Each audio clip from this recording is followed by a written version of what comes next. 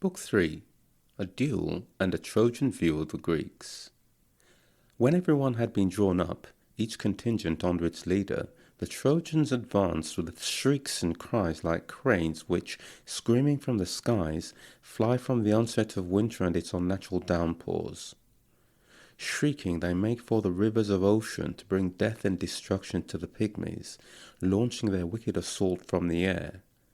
But the Greeks moved forward in silence, breathing courage, filled with determination to stand by one another. As the south wind wraps a mist around the mountain tops, bad news for the shepherd, but better than night for a thief, and a man can see no farther than he can throw a stone, so dense a cloud of dust arose from their marching feet as they advanced at speed across the plain. When the armies had come within range of each other, godlike Paris stepped out from the Trojan ranks.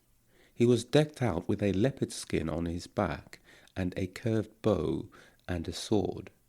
Brandishing two bronze-headed spears, he challenged all the best of the Greeks to meet him face to face in mortal combat.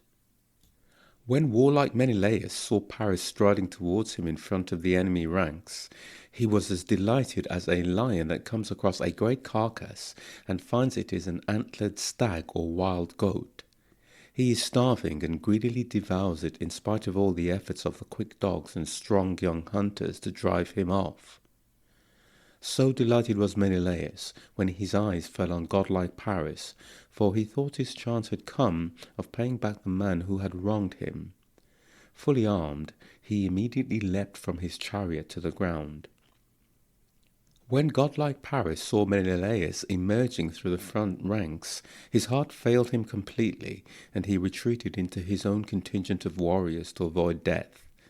Like a man who catches sight of a snake in a wooded ravine and sharply recoils, knees trembling, and retreats, pale-faced, so godlike Paris disappeared back into the mass of proud Trojans, terrified of Menelaus, son of Atreus. Hector saw him and attacked him sharply. "Paris, you parody, with your wonderful looks, you sex-crazed seducer, you should never have been born or married. How I wish that were the case. Far better that than to be the disgrace you are now, trusted by nobody. How the long-haired Greeks must cackle when they see us make a champion of a man because of his good looks, not his strength of purpose or courage. Can you be the same man who picked a crew, crossed the waves in your seafaring ships, mixed with foreigners and carried off a beautiful woman from a distant land, and from a warrior family too, Helen, to be a scourge to your father, to the town, and to the whole people, to cause our enemies to rejoice and you to hang your head in shame? And now you won't stand up to warlike Menelaus? Then you would soon find out the kind of man he is whose luscious wife you stole.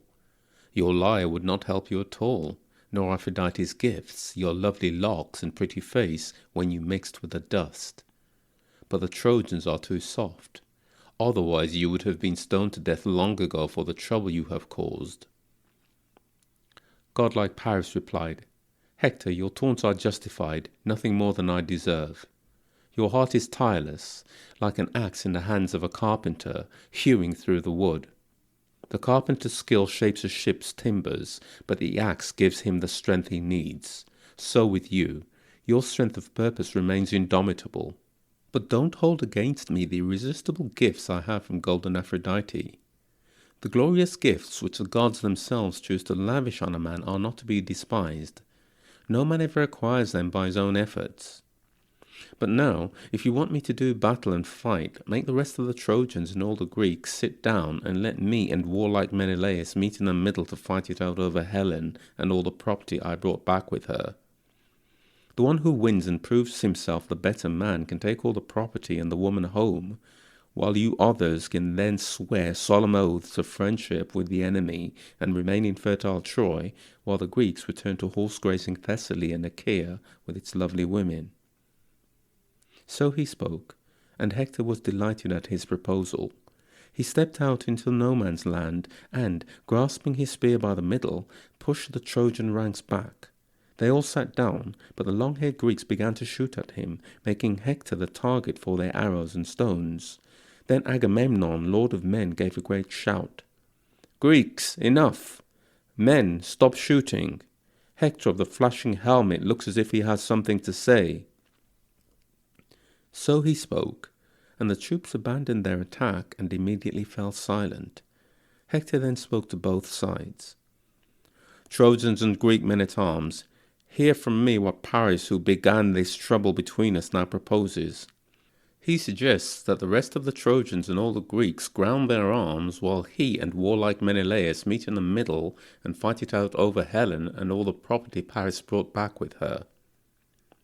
The one who wins and proves himself the better man can take all the property and the woman home, while we others can then swear solemn oaths of friendship." So he spoke and was received in complete silence by them all. Then Menelaus, master of the battle cry, spoke to them. "Listen now to me too. I am the chief sufferer here, but I intend the Greeks and Trojans to part in peace this day, having had quite enough to endure as a result of this dispute between me and Paris, who began it all. May the man who is marked out by death and destiny meet his end, and then the rest of you will soon be reconciled. You Trojans, bring 2 sheep, a white ram and a black ewe, for the earth and the sun, and we will bring another ram for Zeus. And let mighty Priam be fetched, so that he can take the oath himself, since he has arrogant and unscrupulous sons, and we do not want to see an oath in the name of Zeus wrecked by treachery. Young men are never dependable, but when an old man takes a hand in such affairs, he considers the future as well as the past, and the result is the best for both parties."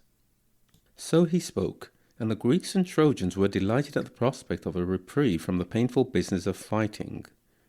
They drew up their chariots in ranks, got down and removed their equipment, which they laid on the ground at close intervals. There was little open space left around.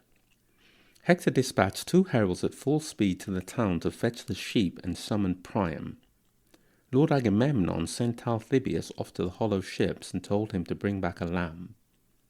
Talthybius complied with godlike Agamemnon. Meanwhile, Iris, the messenger goddess, brought the news to white-armed Helen, disguising herself as Helen's sister-in-law Laodice, the most beautiful of Priam's daughters, who was married to Lord Helicaon, Antenor's son.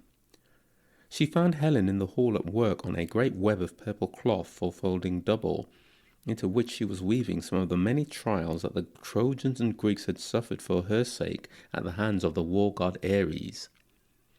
Swift-footed Iris went up to her and said, "My dear sister, come and see how strangely the Trojan and Greek warriors are behaving. A little while ago they were making war with all its tiers against each other in the plain, and looked as though they meant to fight to the death. But now the battle is off, and they are sitting there in silence, leaning on their shields, with their long spears stuck in the ground beside them, while Paris and warlike Menelaus are to fight a duel with their great spears over you. The winner is to claim you as his wife." With these words the goddess filled Helen's heart with sweet longing for her former husband, her parents, and the town she had left. She immediately covered her head in a veil of white linen, and, with the soft tears running down her cheeks, set out from her room, not alone, but attended by 2 waiting women, Aethre, daughter of Phyteus, and ox-eyed Clymene. In a little while they reached the Scaean gate. At this gate Priam was sitting in conference with the elders of the town, Panthous and Thymoetes, Lampus and Clytus, Hicetaon, servant of the war god Ares, and Euchalagon and Antenor, both sensible men. Old age had brought their fighting days to an end, but they were excellent speakers, these Trojan elders, sitting there on the tower like cicadas perched on a tree in the woods, trilling lightly away. When they saw Helen coming to the tower, they whispered winged words to each other. No one could blame the Trojans and Greek men-at-arms for suffering so long for such a woman's sake. She is fearfully like the immortal goddesses. All the same, and lovely as she is, let her sail home and not stay here, a scourge to us and our children after us." So they spoke, and Priam called out to Helen, "Dear child, come here and sit in front of me so that you can see your former husband and your relatives and friends." I don't hold you responsible for any of this but the gods. It is they who brought on me this war against the Greeks, with all its tears. And now you can tell me the name of that awe-inspiring man over there, that fine tall Greek. There are certainly others who are taller, but I have never set eyes on a man so handsome and imposing. He looks every inch a leader. Helen, goddess among women, replied, I respect and admire you, my dear father-in-law. I wish I had chosen to die in misery before I came here with your son, deserting my bridal bed, my relatives, my darling daughter, and the dear friends with whom I had grown up. But things did not fall out like that, and so I spend my life in tears.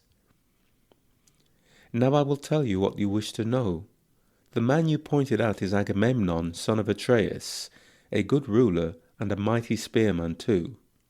He was my brother-in-law once, slut that I am, unless all that was a dream. So she spoke, and the old man gazed at Agamemnon in admiration and said, Happy son of Atreus, child of fortune, blessed by the gods, how many thousands of Greeks serve under you? I went to Phrygia once, land of vines, and there I saw numerous Frisians with their galloping horses, and the armies of Atreus and godlike Mygdon, all encamped by the banks of the river Sangarius. I was their ally, and took my place among them that time the Amazons, women who were a match for men, came up to the attack. But even they were not as numerous as these dark-eyed Greeks. The old man noticed Odysseus next, and asked, Tell me now, dear child, who that man is. He is shorter than Agamemnon, but broader in the shoulders and chest. He has left his armour lying on the bountiful earth, and there he goes, like the leader of a flock, inspecting the ranks. He reminds me of a fleecy ram moving among a great flock of white sheep. Then Helen, child of Zeus, replied, That is quick-thinking Odysseus, son of Laertes. He was brought up on Ithaca, a rugged island, and is master of all kinds of manoeuvres and strategies.